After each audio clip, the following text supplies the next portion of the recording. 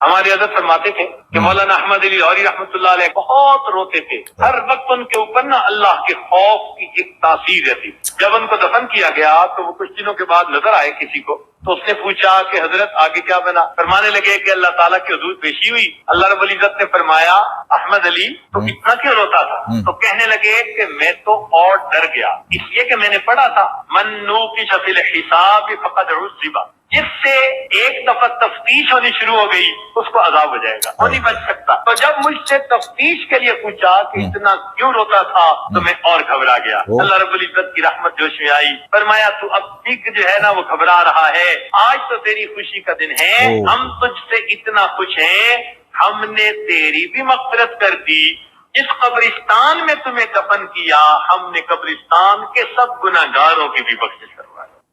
سبحان اللہ۔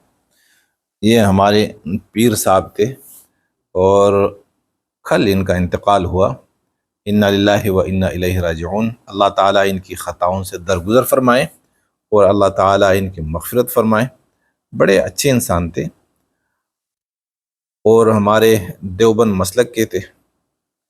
تو یہ احمد علی لاہوری صاحب کے بارے میں جو کچھ کہہ رہے ہیں یہ سند یافتہ بات نہیں ہے، اس بات کو کوئی انسان بھی تسلیم نہیں کر سکتا۔ احمد علی لاہوری صاحب ابھی ابھی فوت ہوئے ہیں، یعنی اسی زمانے کے تھے، اور رسول پاک صلی اللہ علیہ وسلم سے پہلے فوت نہیں ہوئی، نہ آپ صلی اللہ علیہ وسلم کے زمانے میں فوت ہوئی کہ خبر ہمیں وحی کے ذریعے یا حضور پاک صلی اللہ علیہ وسلم کے ذریعے ہمیں خبر مل گئی، تو ایسی کوئی بات نہیں۔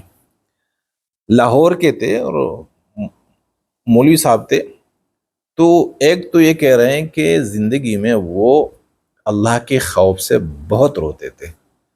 تو میں یہی عرض کرتا ہوں کہ اللہ سے وہ کیوں خوف کھاتے تھے، کیوں ڈرتے تھے؟ اللہ تعالی اپنے بندے سے 70 ماؤں سے بھی زیادہ محبت فرماتے ہیں۔ اللہ تعالی کی جو صفت ہے الرحمن الرحیم ہے، اور اتنی محبت فرماتے ہیں، پھر اپنی محبت کے ثبوت میں اللہ نے انسان کو اپنی نعمتوں میں، یعنی اپنی نعمتوں سے ایسے نوازا کہ دنیا کی کوئی مخلوق اس طرح نہیں۔ تو ایسی ذات سے ڈرنا چاہیے، ایسی ذات سے محبت کرنی چاہیے۔ اگر احمد علی لاہوری صاحب اللہ کی محبت میں روتے تھے تو یہ اچھی بات تھی۔ جدائی میں، فراق میں عاشق روتا ہے۔ آپ تو پیر صاحب ہیں، آپ کا درس تو محبت کا ہے۔ خوف یہ مولویوں کا کام ہے، دلوں میں خوف ڈالنا مولویوں کا کام ہے۔ پیروں کا کام یہ ہے کہ وہ انسانوں کے دلوں میں اللہ کی محبت ڈالے۔ آپ کہتے ہیں کہ احمد علی لاہوری صاحب گھبراتے تھے اللہ سے، تو اللہ سے خوف کی بات کیا ہے، وجہ یا سبب کیا ہو سکتا ہے؟ احمد علی لاہوری صاحب کو رونا چاہیے تھا اللہ کے فراق میں، اللہ کی جدائی میں، اللہ کی محبت میں، کہ مجھے یاد ستا رہی ہے یا اللہ آپ کی۔ اور انسان کے اوپر ایسی کیفیت آ سکتی ہے کہ انسان رونے لگتا ہے۔ پھر یہ کہہ رہے ہیں کہ جب وہ فوت ہو گئے تو کسی نے دیکھا، یعنی کسی کو نظر آ گئے اور خواب میں بھی نہیں۔ تو احمد علی لاہوری صاحب ایسے انسان تھے کہ انہوں نے یہ دعویٰ کیا تھا کہ مجھے کشف ہوتا ہے کہ قبروں میں مردوں پر کیا گزر رہا ہے۔ تو انہوں نے ایسے ایک پورے لشکر کو چھوڑا ہوگا اپنے پیچھے، تو کسی نے اسی لشکر میں سے کسی نے دیکھا ہوگا اور پوچھا کہ کیا گزرا آپ کے اوپر؟